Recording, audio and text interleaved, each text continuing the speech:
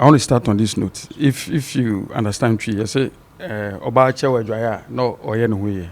So the reason why we kept long. So we had fruitful discussions with each and every Premier League club being represented. Some have as many as 2-3 representations. So it tells you of the importance of today's meeting. And it's been very, very fruitful. We'll come out with some resolutions that we are going to abide by it. All those resolutions are in conformity with the provisions in our regulations and the club licensing requirement as well, except that in certain cases they are not being enforced as we need to, and then in certain cases the protocols are not so clear, and so we've done this. So now, henceforth, as the league will resume, we know the number of management members who would even have access to the safe zone. Then we also resolved that no management member would have access to the changing room during halftime, because all these, we go to certain venues, there are routes from the VIP to the changing rooms, but at certain venues you need to cross the pitch to go there.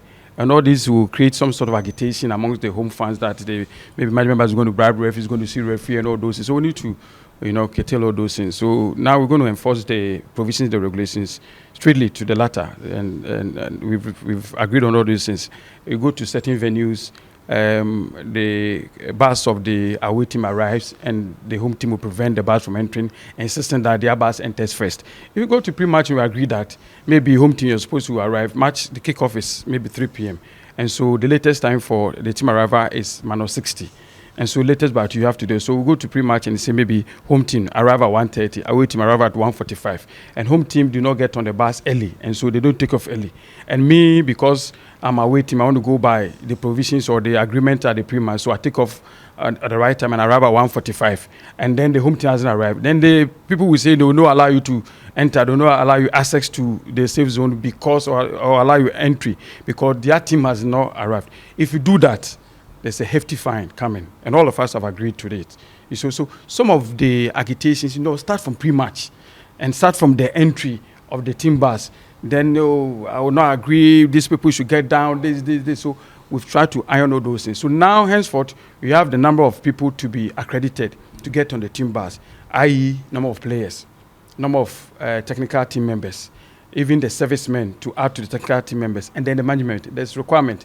All those provisions will be made out, to be read out, courtesy the media. I'm sure that everybody's going to do. But in any case, all the clubs are represented, so they're going to carry this back to their clubs. And all these things are ironed out. So we want to minimize the number of confusion and agitations and confrontations at the entry of the team bus, so that will not degenerate into something else to, now begin to bring confrontations and infighting and violence. So quite a number of brilliant ideas, brought up through the discussions that we've had. Do you get a sense that the league will resume anytime soon? Yes, we've agreed on that. And I think the league is supposed to, because one of the agreement is also that after this, tomorrow we are meeting with the supported leadership. The next week we are recalling all our match commissioners. We're also going to take them through the regulation. They know it, but they need to enforce it to the latter, especially based on the agreement today. Some of the protocols we agreed here, we're inviting all the match commissioners to also take them through. Then the following weekend, if nothing changes, we hope that the league can resume. Only one outcome, that perpetrators must be brought to book. They must face justice. That's the outcome. Because what happened there goes beyond football. It's crime. It's murder. And the perpetrators must be brought to book. They must face the full rigor of the law. All the provisions in Uganda's criminal code, in terms of murder, must be applicable here. You remember the chairman or the owner of the club was arrested. Why was he arrested? Because it was in the news that he might have instigated the people to go there. When it comes to that, you are abetting crime. So, you understand, all these things are there. That's why they are arresting all those people. So you go to court, you go and say your side of the story. If you're exonerated, fine. But they must find the killer or the killers. And they must face the full rigor of the law.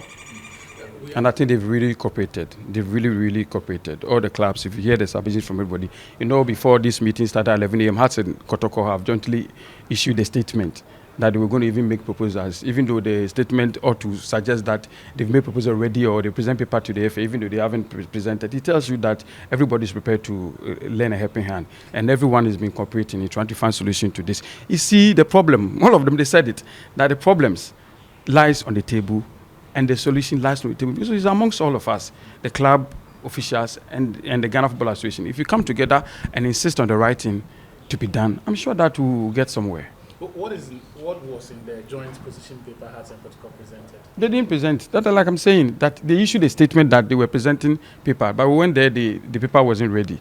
So they made suggestions there. All of us made suggestions.